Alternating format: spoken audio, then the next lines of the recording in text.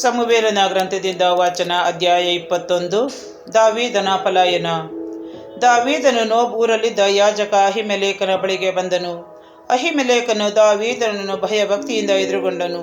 ನಿಮ್ಮ ಜೊತೆಯಲ್ಲಿ ಒಬ್ಬನಾದರೂ ಇಲ್ಲವಲ್ಲ, ನೀವು ಒಬ್ಬರೇ ಬಂದದ್ದೇಕೆ ಎಂದು ಅವನನ್ನು ಕೇಳಿದನು.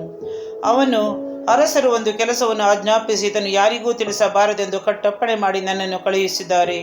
ನನ್ನ ಆಳುಗಳು ಇಂತಿಂಥ ಸ್ಥಳದಲ್ಲಿ ನನ್ನನ್ನು ಸಂಧಿಸಬೇಕೆಂದು ಗೊತ್ತು ಮಾಡಿದ್ದೇನೆ. ಈಗ ನಿನ್ನಲ್ಲಿ ಏನಾದರೂ ಉಂಟೋ? 4-5 ರೊಟ್ಟಿಗಳಾದರೂ ಬೇರೆ ಯಾವ ಆಹಾರ ಪದಾರ್ಥವಾದರೂ ಇದ್ದರೆ ನನಗೆ ಕೊಡು ಎಂದನು.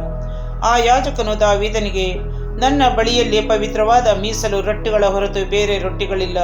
ನಿಮ್ಮ ಆಳುಗಳು ಸತ್ಯಕ್ಕೆ ಸಂಘ ಬಿಟ್ಟವರಾಗಿದ್ದರೆ ಅವುಗಳನ್ನು ಕೊಡಬಹುದು ಎಂದನು. ದಾವೀದನು, ನಮ್ಮ ಎಲ್ಲ ಯುದ್ಧ ಪ್ರಮಾಣಗಳಲ್ಲಿ ಸ್ತ್ರೀ ಸಂಘ ನಿಷೇಧ ಮಾಡುವಂತೆ ಈಗಲೂ ಮಾಡಿದ್ದೇವೆ. ನಾವು ಸಾಧಾರಣ ಕಾರ್ಯಕ್ಕೆ ಹೊರಟುವಾಗಲೂ ಆಳುಗಳ ಸಾಮಗ್ರಿಗಳು ಪರಿಶುದ್ಧವಾಗಿರುತ್ತಿದ್ದವು. ಈ ದಿನವಂತೂ ಅವು ಮತ್ತಷ್ಟು ಪರಿಶುದ್ಧವಾಗಿ ಇರುತ್ತವೆಯಲ್ಲವೇ ಎಂದು ಉತ್ತರ ಕೊಟ್ಟನು. ಬಿಸಿ ರೊಟ್ಟಿಗಳನ್ನು ಅರ್ಪಿಸಿದ ಆ ದಿನದಲ್ಲಿ ಸರ್ವೇಶ್ವರನ ಸನ್ನಿಧಿಯಿಂದ ತೆಗೆಯಲಾದ ನೈವೇದ್ಯದ ಮೊದಲ ರೊಟ್ಟಿಗಳ ಹೊರತಲ್ಲಿ ಬೇರೆ ರೊಟ್ಟಿಗಳಿರಲಿಲ್ಲ. ಆದುದರಿಂದ ಯಾಜಕನು ಆ ಪರಿಶುದ್ಧವಾದ ರೊಟ್ಟಿಗಳನ್ನೇ ಕೊಟ್ಟು ಬಿಟ್ಟನು. ಅದೇ ದಿನ ಸೌಲನ ಪಶುಪಾಲರಲ್ಲಿ ಮುಖ್ಯಸ್ಥನಾದ ದೋಯೇಗನೆಂಬ ಎದೋಮ್ಯನು ಸರ್ವೇಶ್ವರನ ಆಲಯದಲ್ಲಿ ತಂಗಬೇಕಾಗಿತ್ತು.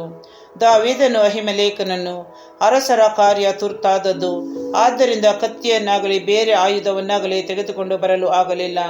ನಿನ್ನ ಬಳಿಯಲ್ಲಿ ಭರ್ಜಿಯಾಗಲಿ ಕತ್ತಿಯಾಗಲಿ ಇಲ್ಲವೇ ಎಂದು ಕೇಳಿದನು. ಅವನು, ನೀವು ಏಲಾತಗಿನಲ್ಲಿ ಕೊಂದು ಹಾಕಿದ ಫಿಲಿಸ್ಟಿಯನಾದ ಗೋಲ್ಯಾತನ ಕತ್ತಿಯನ್ನು ಬಟ್ಟೆಯಲ್ಲಿ ಸುತ್ತಿ ಏಫೋದಿನ ಹಿಂದೆ ಇಡಲಾಗಿದೆ. ಬೇಕಾದರೆ ಅದನ್ನು ತೆಗೆದುಕೊಳ್ಳಿ, ಅದರ ಹೊರತು ನನ್ನ ಬಳಿ ಬೇರೊಂದಿಲ್ಲ ಎಂದು ಉತ್ತರ ಕೊಟ್ಟನು. ದಾವೀದನು, ಅದಕ್ಕೆ ಸಮಾನವಾದುದು ಮತ್ತೊಂದಿಲ್ಲ, ಅದನ್ನೇ ಕೊಡು ಎಂದು ಹೇಳಿ ತೆಗೆದುಕೊಂಡನು.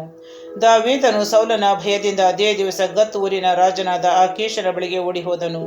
ಆಕೀಷನ ಸೇವಕರು, ಸೌಲನು ಕೊಂದನು 1000 ಗಟ್ಟಲೆ, ದಾವೀದನು ಕೊಂದನು 10,000 ಗಟ್ಟಲೆ ಎಂಬುದಾಗಿ ಮಹಿಳೆಯರು ಕುಣಿಯುತ್ತಾ ಹಾಡಿದ್ದು ಇವನನ್ನು ಕುರಿತಲ್ಲವೇ ಎಂದು ಮಾತಾಡಿಕೊಂಡರು. ದಾವೀದನು ಈ ಮಾತುಗಳನ್ನು ಕೇಳುತ್ತಲೇ ಗತ್ ಊರಿನ ರಾಜನಾದ ಆಕೀಷನಿಗೆ ಬಹಳವಾಗಿ ಹೆದರಿದನು. ಅವನ ಸೇವಕರ ಮುಂದೆ ತನ್ನ ಬುದ್ಧಿಯನ್ನು ಮಾರ್ಪಡಿಸಿಕೊಂಡು ಗಡ್ಡದ ಮೇಲೆಲ್ಲ ಜೊಲ್ಲು ಸುರಿಸುತ್ತಾ ಕಥೆಗಳ ಮೇಲೆ ಗೀಚುತ್ತಾ ತನ್ನನ್ನು ಹುಚ್ಚನಂತೆ ತೋರಿಸಿಕೊಂಡನು. ಆಗ ಆಕೀಷನು ತನ್ನ ಸೇವಕರಿಗೆ, ಈ ಮನುಷ್ಯ ಹುಚ್ಚನೆಂದು ನಿಮಗೆ ಕಾಣುವುದಿಲ್ಲವೇ? ಇವನನ್ನು ನನ್ನ ಹತ್ತಿರ ಏಕೆ ತಂದಿರಿ? ನನ್ನ ಬಳಿ ಹುಚ್ಚರು ಕಡಿಮೆ ಎಂದು ನೆನೆಸಿ ನನ್ನನ್ನು ಮರಳು ಮಾಡಿ ಬೇಸರಗೊಳಿಸುವುದಕ್ಕಾಗಿ ಇವನನ್ನು ತಂದಿರೋ? ಇಂಥವನು ನನ್ನ ಮನೆಗೆ ಬರಬೇಕಿತ್ತೋ ಎಂದನು.